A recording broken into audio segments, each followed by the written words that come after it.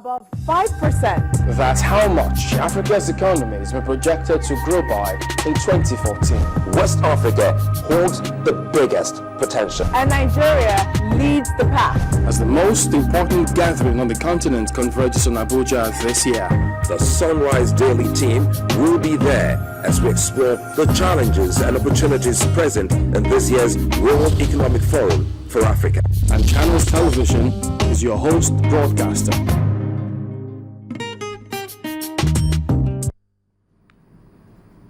Welcome back to the news at 10.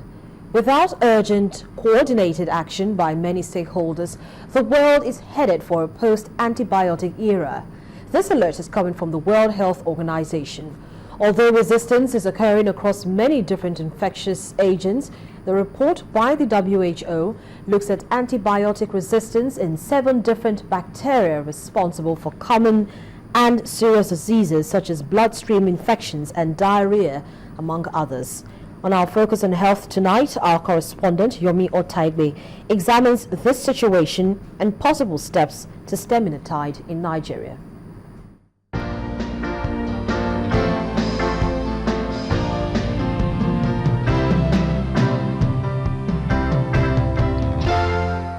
Safe use of medicines are fundamental components of modern medical treatment.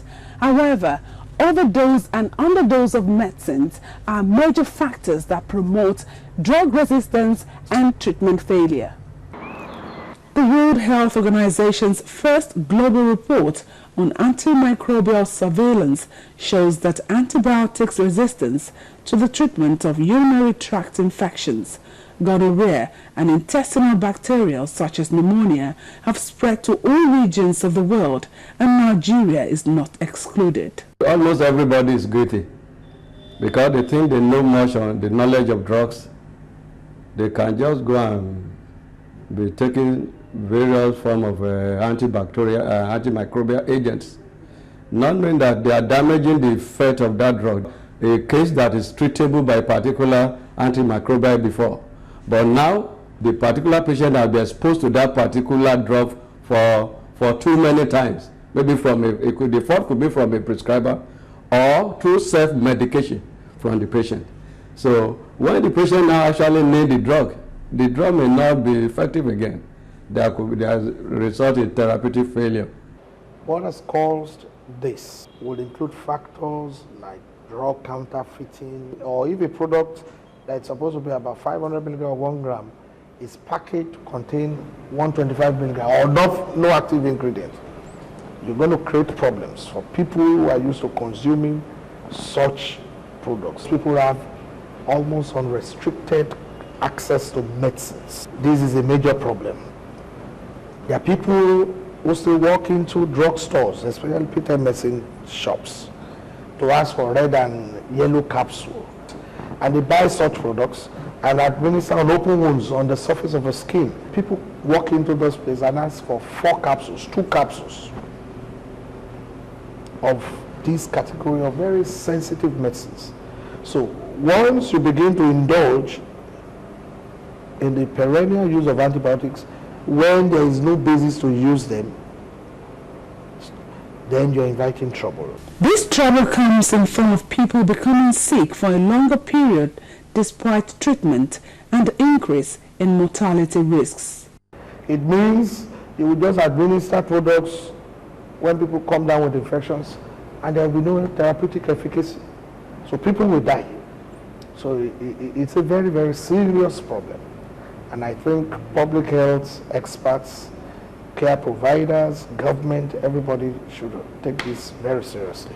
I recommend that before any antibiotic is given to any patient, the patient must be sent for laboratory diagnosis. Because when you send the patient to the laboratory, they will caution then the particular organism that is responsible for that infection will be detected and the drug of choice will be recommended instead of just prescribing blindly. I think the government should encourage research into an area where we want to find out why all these microorganisms, why are they developing resistance to some of these drugs? We need to know. Regulating and promoting appropriate use of medicine is equally crucial for the government. Other important actions for everyone to take include preventing infections from happening in the first place through better hygiene, access to clean water, infection control in healthcare facilities, and vaccination to reduce the need for antibiotics. Using antibiotics and indeed other medicines only when prescribed by a doctor and completing the full prescription even if the patient feels better are ways to reduce this major threat to public health. Yomi Otaibo reporting for Channels Television News.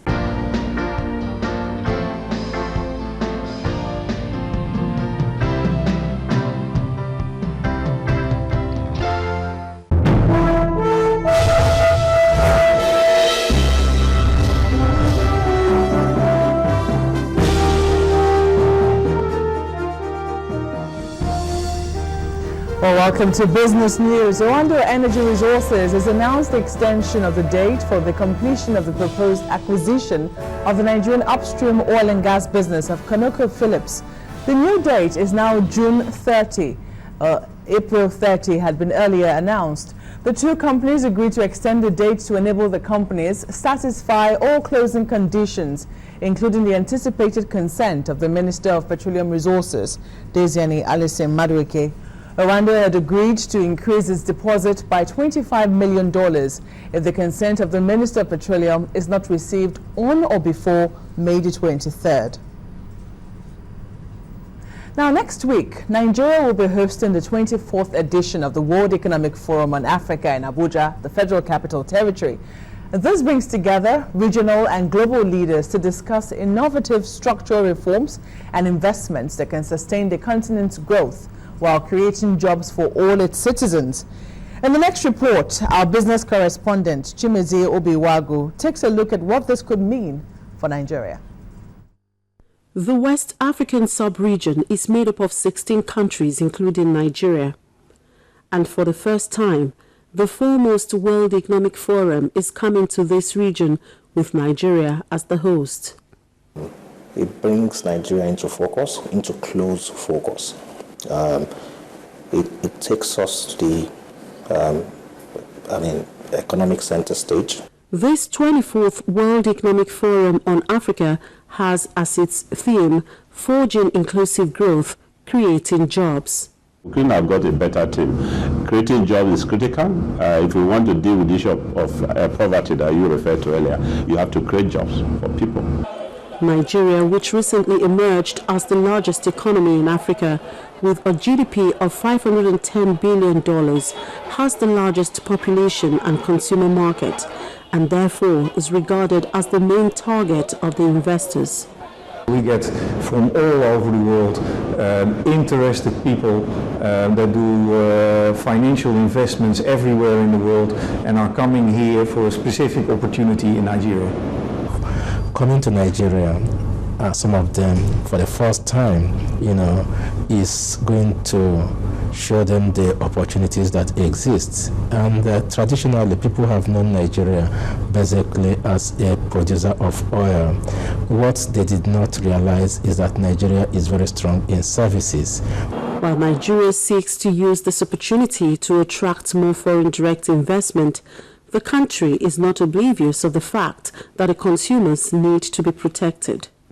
Whatever investment that you are gathering, and you are bringing people all over the world to discuss the economy, because the economy is benchmarked on investment, and investment tapers down to the end users of whatever trade and investment comes in. And we are at the latter end waiting that your investment, whilst we encourage you to make profit, must also meet standards for which consumers will be happy to patronize. There will be several sessions anchored on 3 program pillars: accelerating society's transformation, deepening investment partnerships, and redesigning growth models. Implementation is the issue, because you talk, you can brainstorm, you can provide solutions, you can brainstorm and give blueprints to the government.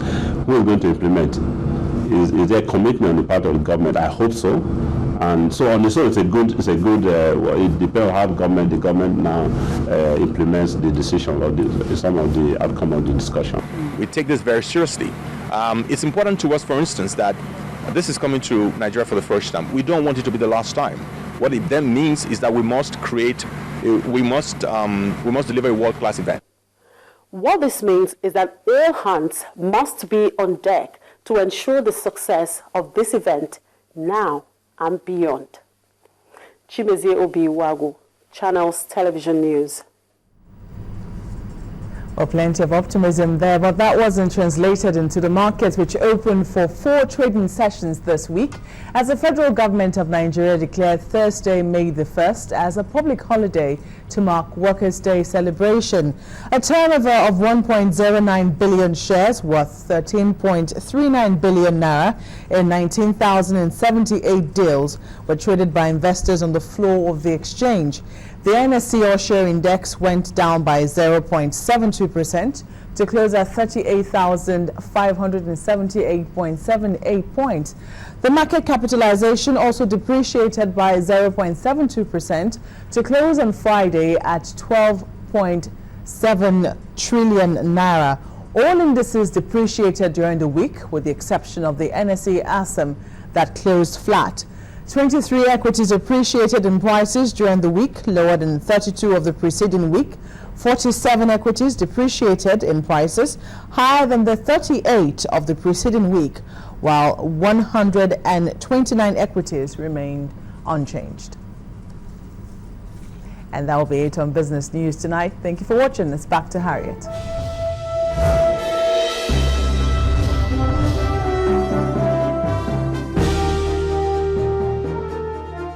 Thank you, Mark. We're next on the news at 10. Rescuers in Afghanistan abandoned their search for survivors after 2 landslides destroy a village and kill over 2,000 people. That's on the international scene. Just stay with us.